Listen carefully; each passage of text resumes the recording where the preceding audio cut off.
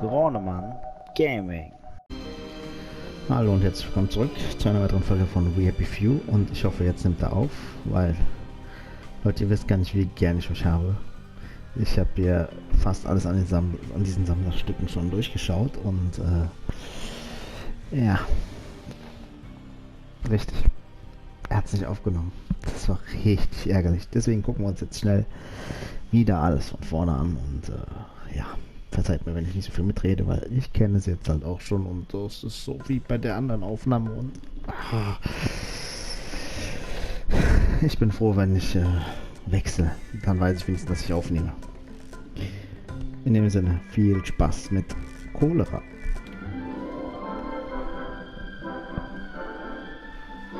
And welcome to today's edition of Well, the show where we talk about how to be your physical best. Now, we all know what to do about the blahs, don't we? If you're feeling a little bit blue, here's an easy fix. Pop another joy. You can't overdose on happiness. Being in Wellington Wells means never having to feel sorry for yourself. But there are some ailments of the body, and though you might feel perfectly happy, you might be having trouble keeping your food down. And you might be having trouble keeping your food in. There's a surprisingly nasty little disease called cholera. Yes, its main symptoms are vomiting and diarrhea. You wind up doing so much of both that in the end, you've nothing to throw up except clear liquid and nothing to come out the other end except a sort of rice water. Now, I'm afraid I'm going to show you a rather ghastly photograph, but it's all in a good cause. I hope that's not what you're seeing in the pot, but if you are, then someone in your house may have cholera. Now, cholera is a bit dangerous, but it has a very simple treatment. In the past, you see, we all used to take all sorts of pills for it. But it turns out that the most important thing is to drink lots and lots of water. Yes, you can lose 10 to 20 quarts of fluid a day from cholera. In fact, people with cholera can wind up with wrinkled hands like they spent too long in the tub. The cure for that is easy. Drink like a fish. Don't be afraid to drink 10 to 20 quarts of water per day. Ideally, of course, you'll mix half a teaspoon of salt, 6 teaspoons of sugar, and a little bit of mashed banana in each quart of water. But if you don't have sugar or banana, and who does, the salt's important too. And here's where you may need a bit of help. If you're drinking that much water, you don't need to take any additional joy pills, and you may find yourself forgetting a thing or two. Now, if there are other people in your household, please make sure that they know not to let you take any more joy pills for a while, and to make sure you keep drinking lots and lots of water. Now, how do you ensure that you don't get cholera? Well, be sure to only drink pure water. Now, there's absolutely no truth to any rumour that the water in Wellington Wells is contaminated by bacteria. However, you can never be too careful. So, if you can, if anyone on your street is having a lot of tummy trouble, you should boil all water, especially if it's been exceptionally rainy. I mean, not your ordinary, wonderful English rain, but severe thunderstorms. If your gas isn't working, just filtering your water through a cloth is quite helpful in reducing the bacteria in the water. Why don't you just go down the pub? The beer is definitely safe to drink. And if you're caring for someone with a lot of tummy trouble, be sure to wash your hands lots. And if you can, get some bleach. Be sure to bleach the bed sheets. It's a very good idea. And if you can't, well then hanging them out on a sunny day until they're quite warm and dry will work wonders, because nothing disinfects like sunlight. If you have any questions, don't hesitate to ask a doctor. You know doctors, they're always looking out for you. And remember, no matter what you do, make sure you're taking enough joy. There's no excuse anymore for feeling bad. You don't have to. Well, I'm afraid we've come to the end of our time. Tune in again next time when we'll hear the good news about leprosy. It's slow, and it's not at all true that your limbs just fall off. So don't worry if you're losing sensation in your extremities. You'll probably die of something else first. This is Dr. Jack Worthing saying, stay well, and don't forget to take your drug. Goodbye. Ja, Dr. Jack. Klasse Typ. Und dieser klasse Typ hat mehrere Rollen, deswegen hören wir uns jetzt eine gute Nachtgeschichte an, nämlich Rotkäppchen unter Teil 1.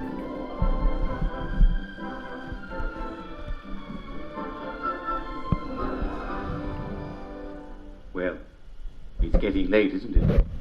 It's time for all good citizens to be getting ready to go to bed. Would you like me to read you a bedtime story? Of course you would. Well, gather round, citizens, gather round, and I'll tell you a bedtime story. Tonight's story is called Little Red Riding Hood.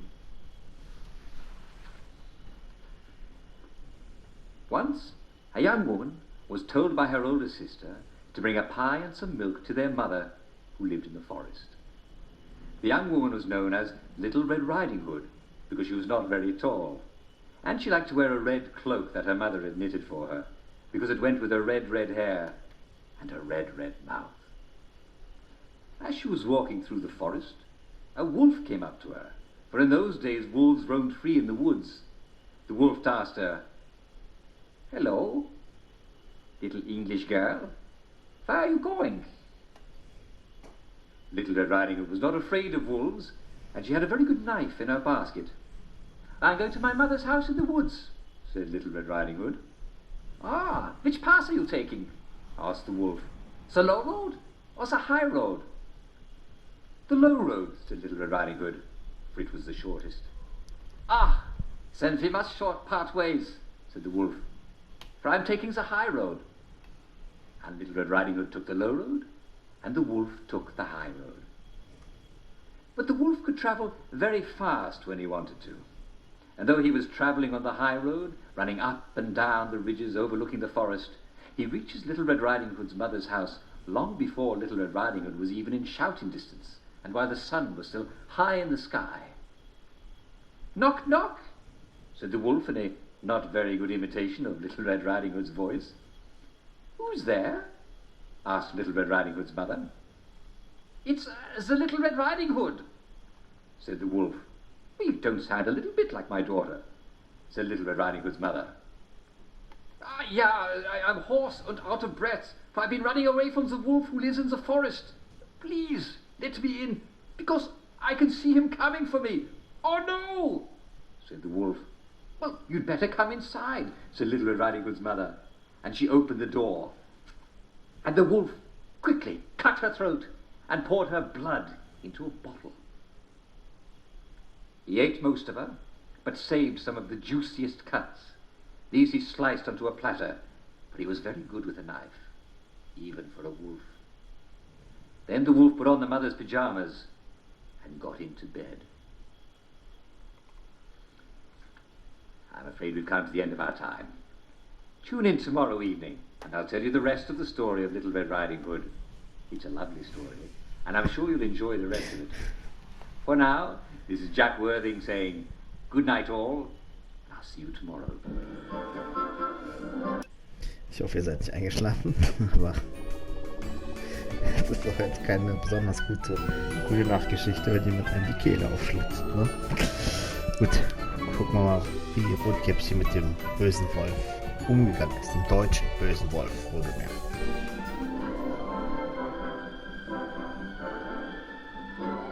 Well, it's getting late, isn't it? And it's time for all good citizens to be getting ready to go to bed. Would you like me to read you a bedtime story? Of course you would. Well, gather round, citizens, gather round, and I'll tell you a bedtime story. After a while, the wolf heard Little Red Riding Hood knocking on the door. "Who is it?" sang out the wolf. "It's Little Red Riding Hood," said Little Red Riding Hood. "Come and see in here," sang out the wolf. Come in." "Mother, I've come to bring you a pie and some milk," said Little Red Riding Hood. Yeah, good. Put them on the cupboard. I will eat and drink some later," said the wolf. And Little Red Riding Hood did as she was told. "You sound different," said Little Red Riding Hood. I'm not myself today," said the wolf. "You know how it is." "Why don't you have some wine?" said the wolf. "There's a bottle on the table." So Little Red Riding Hood drank her mother's blood. And the cat said, "Meow, you're drinking your mother's blood." But But the wolf said, "Oh, do cats ever tell the truth? Throw a shoe at the cat, and he won't bother you any more." So Little Red Riding Hood threw her left shoe at the cat, and he never bothered her again. "That makes me hungry," said Little Red Riding Hood. "I got you some ham," said the wolf. "Why don't you make yourself a ham sandwich?" So Little Red Riding Hood made a ham sandwich out of her mother's ham, and she ate it right up. "This is delicious," she said. "Squeak," said a mouse. "You're eating your mother's flesh." "Oh, the mice, they're always lying," said the wolf. "Anyway, you can't be picky about your foods these days. Throw your other shoe at the mouse, and he'll never bother you again." So Little Red Riding Hood threw her right shoe at the mouse and killed it. It never bothered her again. "What should I do now, Mother?" asked Little Red Riding Hood. "Take off your clothes and get in the bed with me," said the wolf. "Well, what should I do with my apron?" asked Little Red Riding Hood. "Throw it in the fire. You won't need it any more." So Little Red Riding Hood threw her apron in the fire. "What shall I do with my dress?" she asked the wolf. "Throw it in the fire. You won't need it any more," said the wolf. So Little Red Riding Hood threw her dress in the fire. "What shall I do with my petticoat?" asked Little Red Riding Hood. "Throw it in the fire. You won't need it any more." So Little Red Riding Hood threw her petticoat in the fire. "That is good enough," said the wolf. "Cut it here, next to me." So Little Red Riding Hood got under the blankets with the wolf. "Oh, Mother," said Little Red Riding Hood, "what big eyes you have!" "Or the better for seeing in the dark," said the wolf. "Oh, Mother," said Little Red Riding Hood, "what a long nose you have!" "Or the better for smelling you," said the wolf. "And don't you smell delicious, my sweet?" "Oh, Mother," said Little Red Riding Hood, "what long teeth you have!" "Or the better for eating you, my dear," said the wolf, and he ate her right up. And then he ran off into the forest and was never seen again. Little girl, this seems to say, never stop upon your way. Never trust a stranger friend. No one knows how it will end. As you're pretty, so be wise. Wolves may lurk in every guise. Handsome they may be, and kind, sweet or charming. Never mind. Now as then, 'tis simple truth. Sweetest tongue has sharpest tooth. And that's the story of Little Red Riding Hood and the wolf. What a wonderful story. I hope you enjoyed hearing it as much as I enjoyed reading it. Do you want to know what the real moral is? The real moral of the story is, don't go out at night, or the wolf will kill you. And I'm afraid we've come to the end of our time. Tune in again tomorrow for another bedtime story. Good night all. See you tomorrow. Wieder eine tolle Gute-Nacht-Geschichte. Wahnsinn. Wahnsinn, Wahnsinn, Wahnsinn. Ich meine, ja.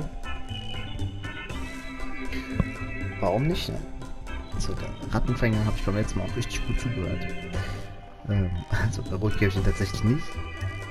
Deswegen war es jetzt für mich mehr oder neu, aber bei Rattenfänger schon. Und das ist doch eine hochinteressante Geschichte. Müssen wir mal gucken.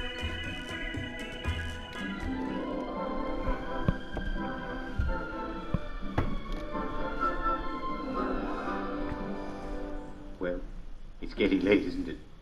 It's time for all good citizens Ja, das Bild to be von getting ihm ready ist to go to bed. nicht da. Das Would you like me ist to read leider you a bei der Folge. bedtime story? Of course you would. Well, sit down next to the fire, if you've got one, and wrap a blanket around yourselves, and I'll tell you something that happened. Tonight's story is called The Pied Piper, and some people say it actually took place, and some people say it actually took place in our very own Hamelin. But who knows? The past is deep and dark and filled with mists and strange things that move in the night. It's best not to go into it. Strange things happen in fairy tales, but even stranger and nastier things happen in the past. Thank goodness we're not living then, and our days are bright and filled with joy.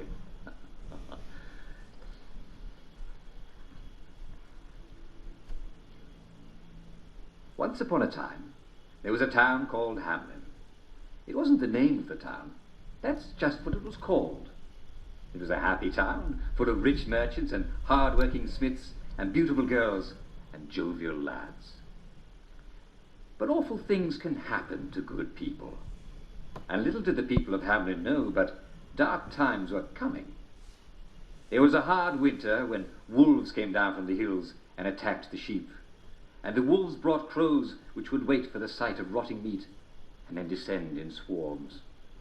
And some said, though no one ever saw it, that the crows did not always wait for death.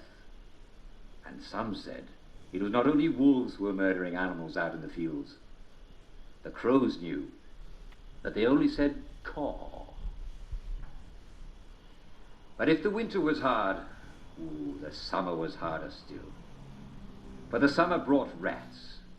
They came onto the beaches from a ship that had sailed from France. At first there were just a few, but soon there were hundreds of rats, then thousands of them. They swarmed into the town, and they said to themselves in their rat speech, "Here is a rich town. Let us eat everything we can." So they ate the grain, they chewed their way into cupboards to eat the cheese, they even ate chickens when they could corner them. Nothing was safe. The villagers, well, they were at their wits' end. If you can kill one rat, you can set traps for 12 rats. But who can kill 1,000 rats? As long as there are 2 rats, in weeks there'll be dozens, and in weeks after that, there will be thousands again. The villagers were in despair.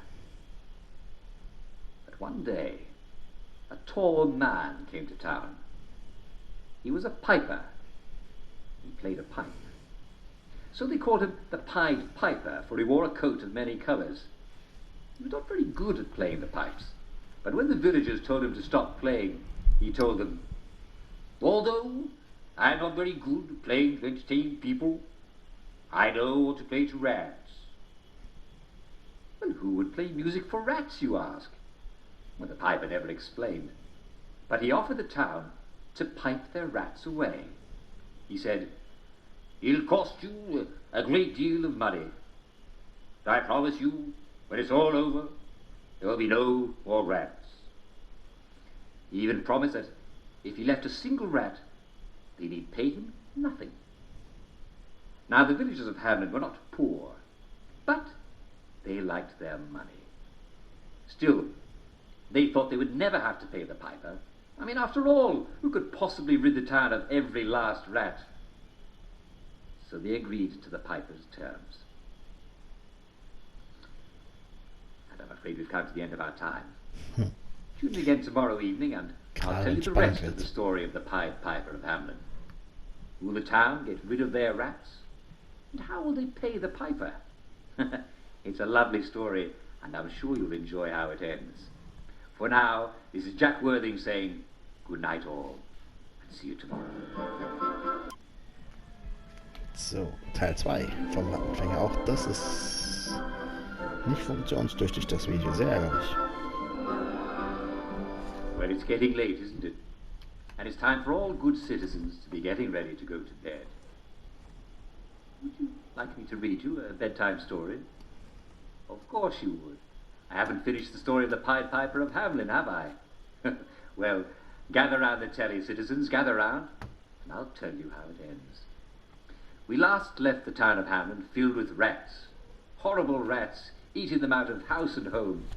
But a piper in a motley coat has promised to get rid of every last rat by playing music to them. But he expects a lot of money, and they've agreed to pay for it. What will happen? The next day, the piper came into town, and this time he had a different pipe with him. It was a tiny pipe, made of horn, and no one could even hear the music that it played. But soon, out of every barn and every field, out of every kitchen and every storehouse, all of the rats of the town swarmed towards the Pied Piper. They came out of the church, they came out of the town hall, They came up out of the well. They came out of the cupboards. They came out of the haystacks. Soon, the entire village square was covered in rats, until you could not see a bare patch of dirt. And then, the piper began to walk. He walked away from the village. He walked into the dark forest in a direction that no one thought had a path. No one knew exactly where he went, for no one wanted to go anywhere near the enormous swarm of rats. Well, the villagers celebrated. They took their cheese out of their strong boxes, and they took their bread out of their stone ovens. Everything they'd been afraid of the rats eating, they took out.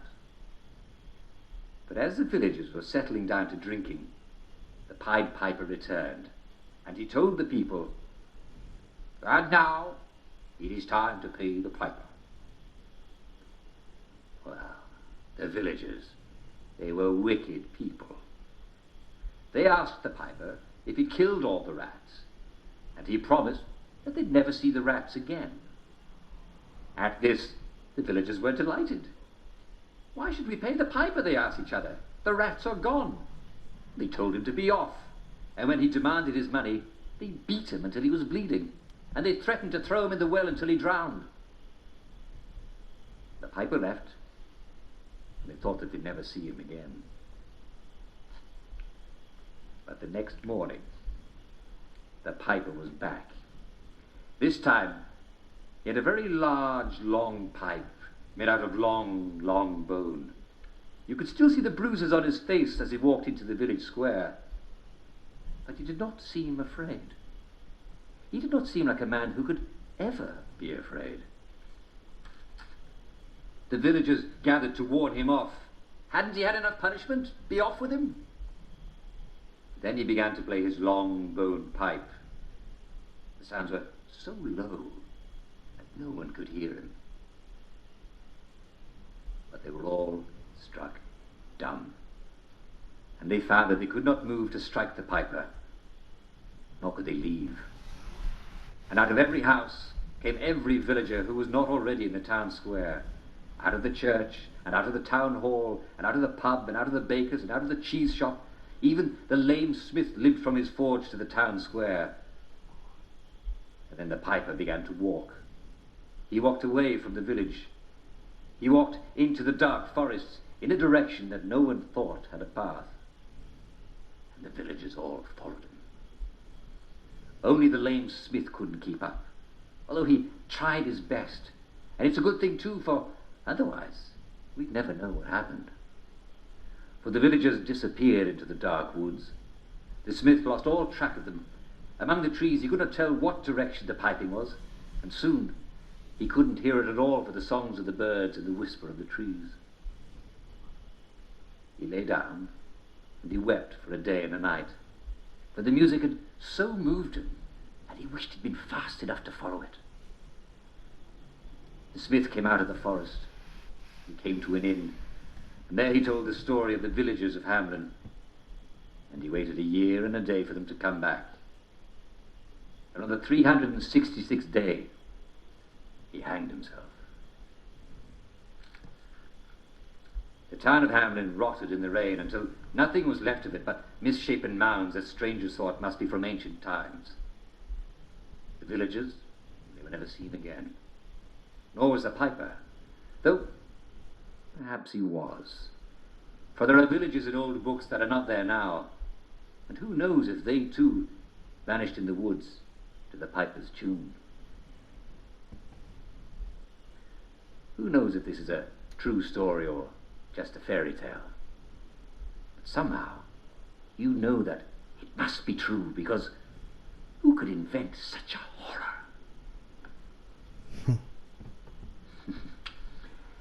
That's the story of the Pied Piper of Hamelin. What a wonderful story. I hope you enjoyed hearing it as much as I enjoyed telling it. And remember, stay at home at night or terrible things may happen in the dark. And I'm afraid we've come to the end of our time. Tune in again tomorrow for another bedtime story. Good night all. See you tomorrow. Sparstunde. Lustige Witze darüber, wie schrecklich die Deutschen sind. Ich meine, der Rattenfänger war auch wieder eine richtig krasse Story.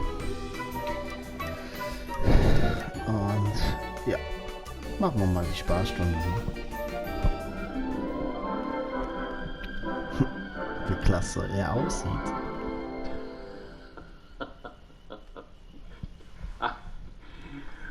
Welcome to today's edition of Humor Hour, the show where you tell me jokes. Well, actually, I tell the jokes and you send them in.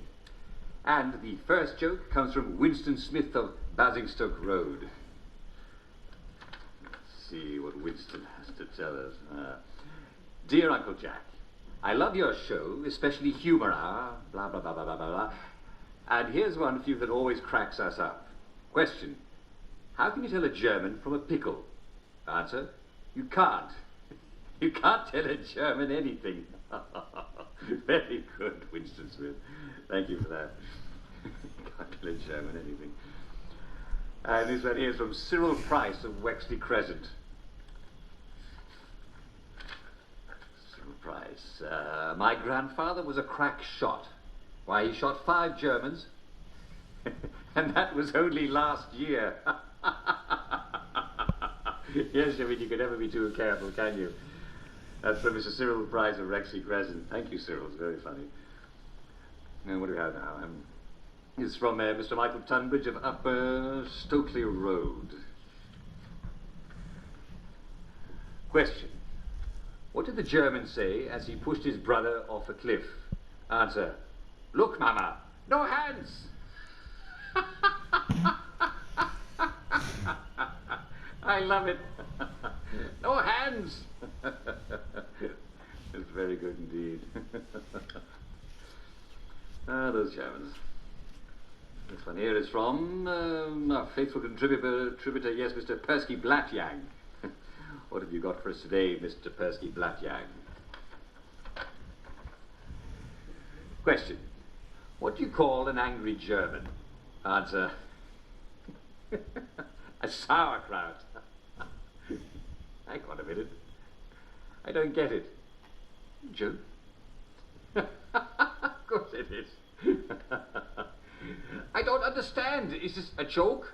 Why would you call it a sauerkraut? Is this some kind of English word play? Mr. Persky Blatjang, very good. Mr. Persky Blatjang, as I said, of Duke of Leicester Street. And this is from Mrs. Helen Corcoran of Orange Circle. What's the best way to start a German joke? Answer, by looking over your shoulder. Yes, that's very good, looking over your shoulder. It's funny and it's also very sound advice, eh? Here we have one from Mrs. Millie Dench of King's Head in Hamlin. Question. Question. What did the Germans say to the English clock that went tick, tick, tick? Answer. We have ways of making you talk. We have ways of making you talk. Isn't that good? I love it. Very good indeed. Well, I don't think we're going to be able to top that one. Vor allem die Übersetzungen If you do hear a sind good echt joke, nicht don't hesitate gleich to drop zu us a dem, was note er marked sagt. Humor Hour at Das our ist studio, schlecht. 2 Marlborough House, in the centre of Wellington Wells. And I'm afraid we've come to the end of our time. Tune in again next time for the best in humour. See you soon. Dann haben wir direkt die nächste Spaßstunde hinterher mit den Briten.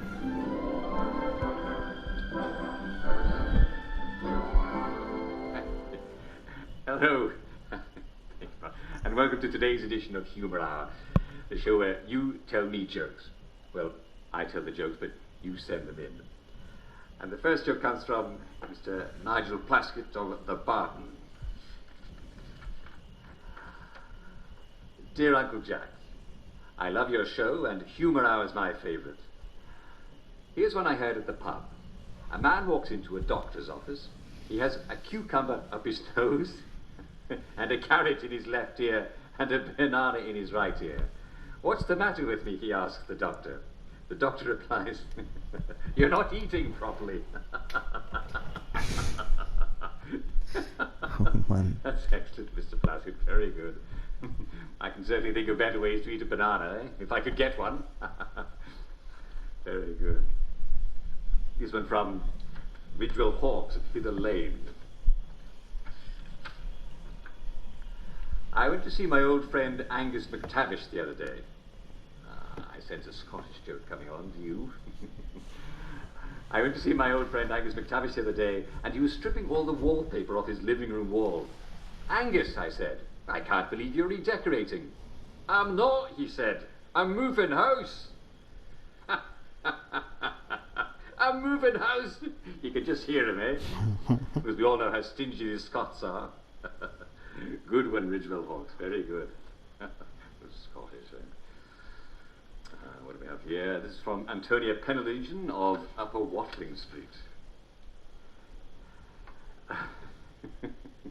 My husband is always complaining that his eye hurts whenever he drinks tea. Well, take the spoon out of the cup, dear, I tell him.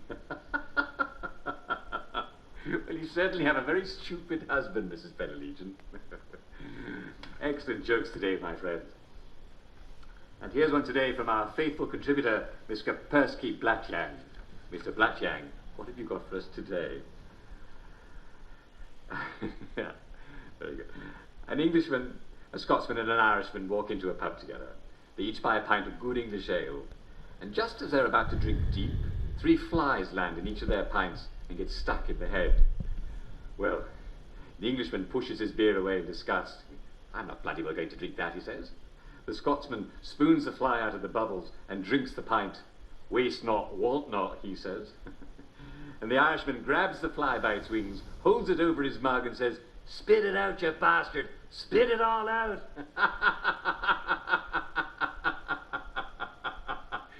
Very good, Mr. Percy Blatyang of Duke of Leicester Street. Though I have to say, personally, I'm with the Scot in that one. Waste not, want not. Sound advice. And this is from Camilla Buckworth-Jones of Peel Street. A man goes to his doctor. He touches his shoulder and winces. "Doctor," he says, "it hurts when I touch my shoulder." Then he touches his nose, and "it hurts when I touch my nose." He touches his knee. He says, it hurts when I touch my knee." The doctor says, "Well, I'm not surprised." "I'm not surprised you've got a broken finger." That's wonderful, Mr. Bickworth-Jones. Very good. What a twit. Here's one from Felicity Royston, writing from the George and Dragon, here at Hamelin. "I thought I'd try the new Joy diet," she says. I didn't know there was a Joy diet. I think it's working. I've lost several days already." Yes, that's... One sometimes forgets a thing or two, don't we, if we overdo it. You know, I actually think it's best to write things down if they're really important. In fact, I seem to have written a note to myself just the other day. Let's see what it says. "Don't forget to do it." Well, I should be a little more specific next time, eh? Well, that was a bit strange. Now let's see what else we've got. Got one here from Cyril Pike of Inchinnan Circle.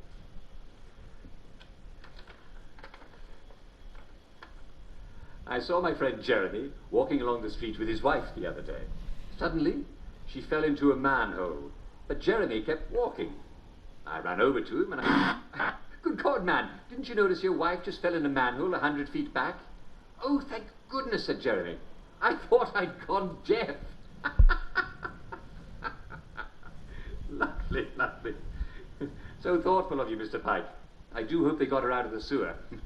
And if not, then it's one less mouth to feed, eh? Think about that. And this one is from Corporal Lindsay Douglas of the Victory Memorial Camp. He's one of the loyal members of the Home Army.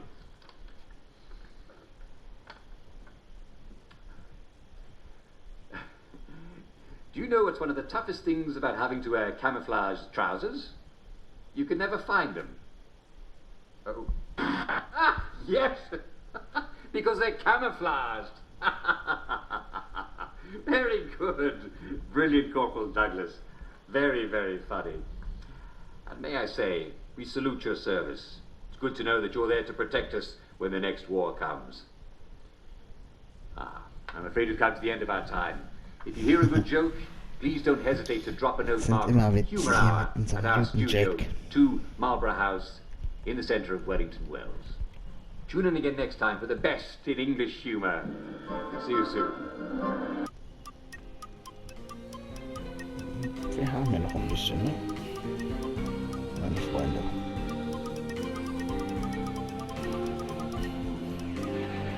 Wir machen noch, ich verstehe dich, mit Spaß mit Simon sagt.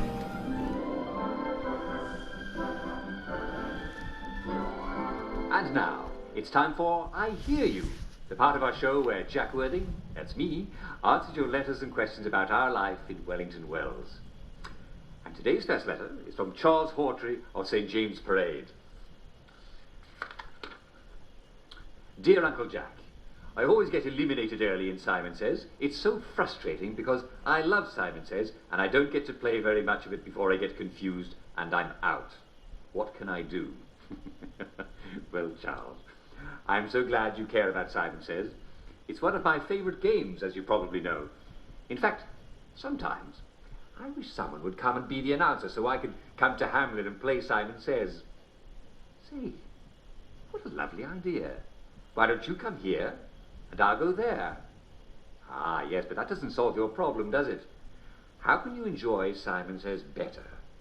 Well, I can't promise you a way to be less confused. After all, a bit of confusion is normal when you're taking your joy, and you don't want to cut down on your joy, do you? No, of course not. Don't be ridiculous. But look, just because you're out doesn't mean you can't keep playing. Just go to the sidelines and keep playing. After all, no one's going to arrest you for continuing to wave your arms around when I say wave your arms around, eh? I mean, when I say Simon Says move your arms around, right? Good. Well, I hope that's helpful, Charles. And thank you very much for writing. Here's another letter from Mrs. Gillian Overshaw of St. Giles Crescent. Mrs. Overshaw writes, Dear Uncle Jack, I found the most peculiar thing in my garden. Perhaps you can help me identify it. It has the general shape of a garden gnome.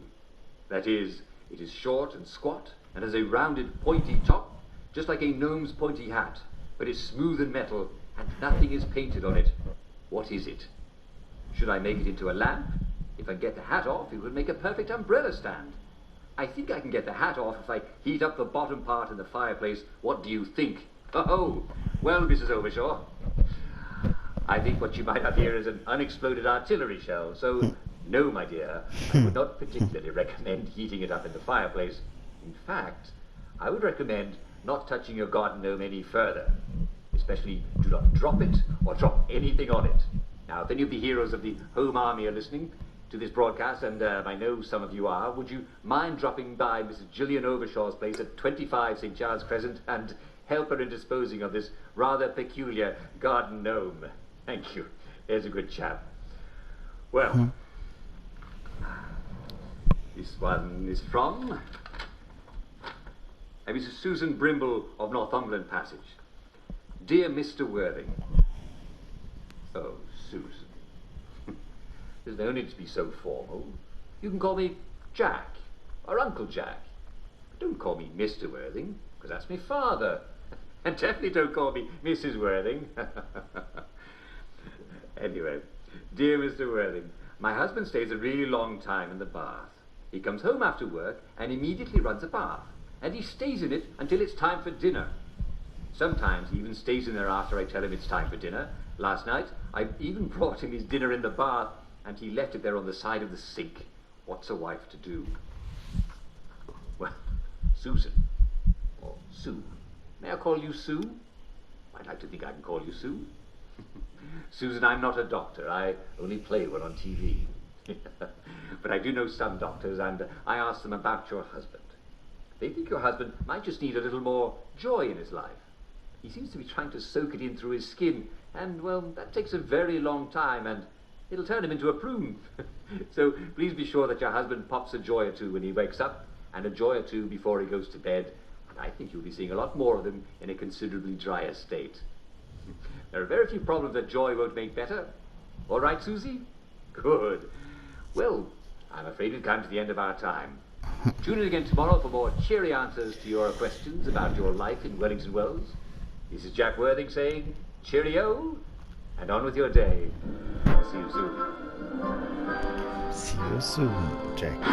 Ja, wenn euch die Folge gefallen hat, lasst gerne ein Like da, vergesst nicht mir zu folgen und wir sehen uns beim nächsten Mal wieder. Bis dann.